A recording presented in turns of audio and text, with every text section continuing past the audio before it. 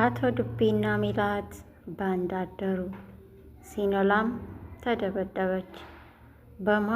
በአቶ ዱቤ ትዕዛዝ እንግዲህ ሰው ልኮ አስደብድቧታል ማለት ነው። ሰላም ለእናንተ ይሁን ውድ ቤተሰቦቼ። ሲኖላ ድራማ ክፍል 7ን ይዤላችሁ መጥቻለሁ። እንግዲህ ይህ ድራማ አጓጊ፣ አስተማሪ፣ ደስ የሚል ድራማ ነው እና ደስ እያለን እየተከታተልነው ነው።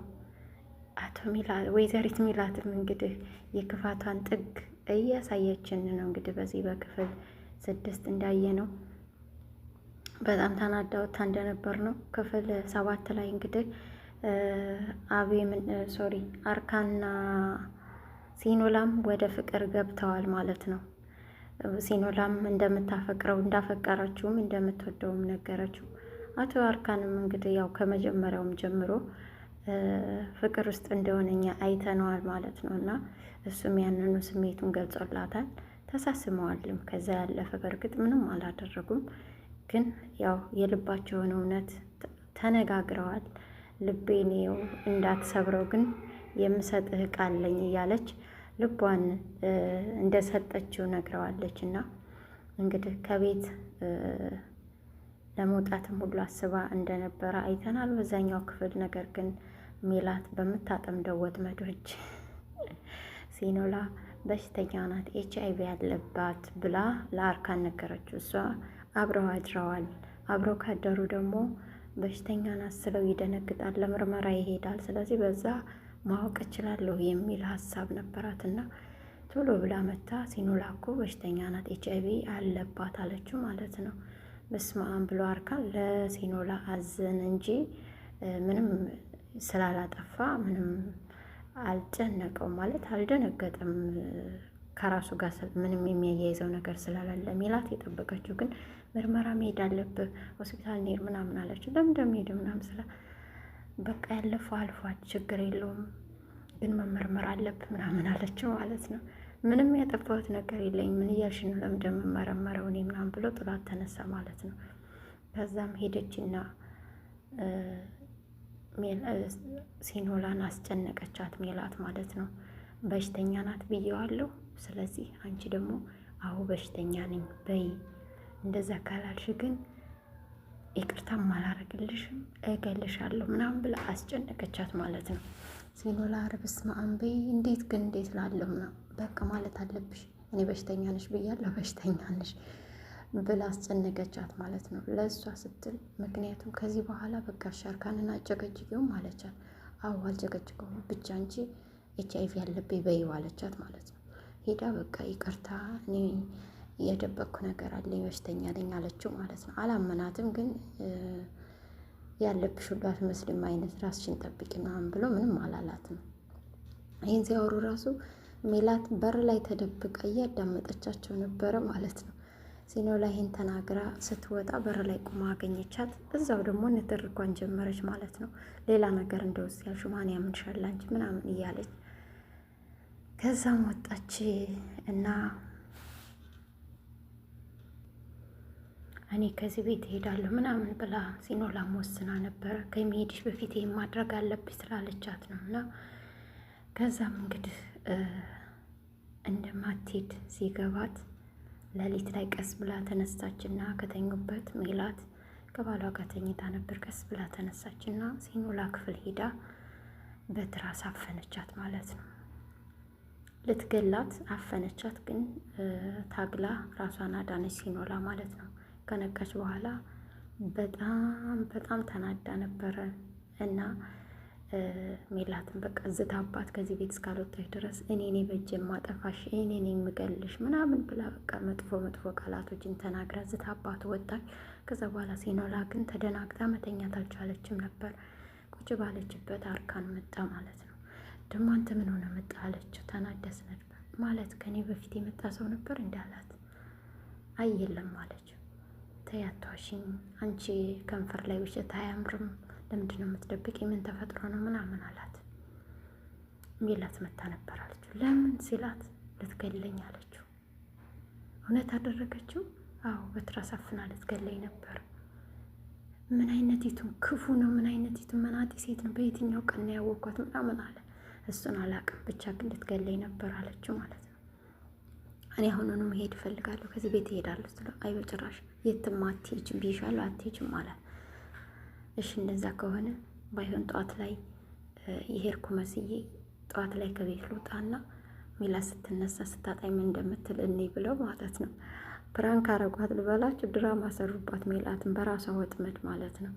ከዛ ልክ ይቅርታ ጠይቂያት ብሏት ነበርና እሷን ይቅርታ ከምጠይቅ ራሴ በራሴ ጃንቄ ብገላት ይሻለኛል ብላ ነው በትራስ ልታፍናት የሄደችው። በጊዜ ሂጂና ሲኖላን ይቅርታ ጠይቂ ስላላት አርካን በጣም ተናዳለች ሜላት። እኔ እንዴት ነው እሷን ይቅርታ የምጠይቀው ብላ ማለት ነው።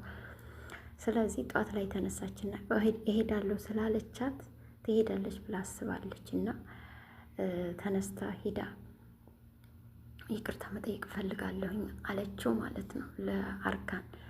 ሲኖላን ይቅርታ ልጠይቃት ይገባል ምናምን፣ እንዴት ሀሳብሽን ቀየርሽ ደስ ይላል ምናምን አላትና እሺ አሁን እንሄድ ብለው ተነሱ ማለት ነው።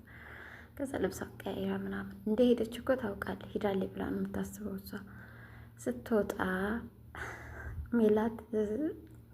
ሜላት ለባብሳ ወጣች ከአርካን ጋር። ሲወጡ ወደ ሳላ የለችም ማለት ነው። ሲፈልጓት የለችም። እንዴት ሂዳ ነው ይህ ልክር ትችላለች ምናምን በቃ ልክ እንደ ጠፋችባቸው አይነት ተደነጋግጣ ምናምን መፈለግ ጀመረ። የተደነባበረች ነገርና እሱ እኮ ተረጋግተው በውስጡ እየሳቀባት ነው።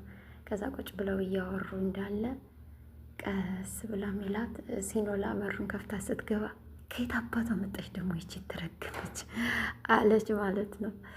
ከዛ በቃ በራስሽ ወጥመድ ተበላሽ፣ አይሽ አንቺ ክፉ ነሽ፣ የመጨረሻ ባለጌ ሴት ነሽ ምናምን አላት።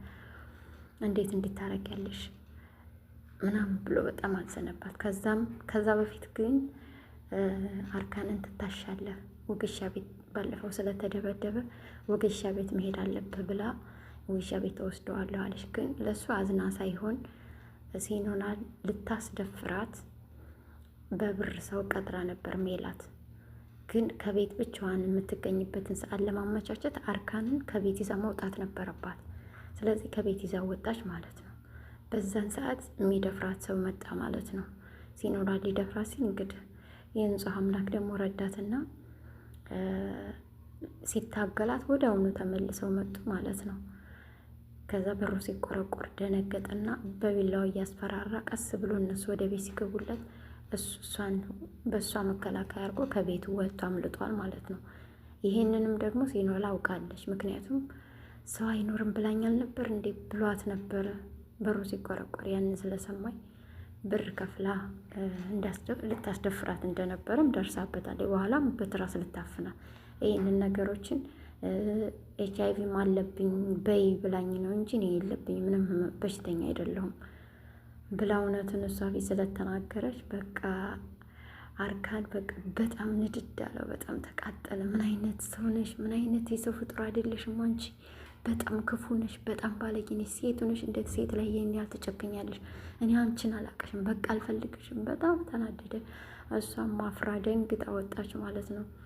ከዛ ቀጥ ብላ ወዴት ሄደችው? ወደ ዱቤ ጋር ደወለች። ዱቤ ደግሞ እየጠጣ ነበር እና መጠጥ ቤት ገብቶ እየጠጣ ነበር። ቀጥ ብላ ሄደች። ደግሞ አንቺ ከየት መጣሽ ምናምን አላት።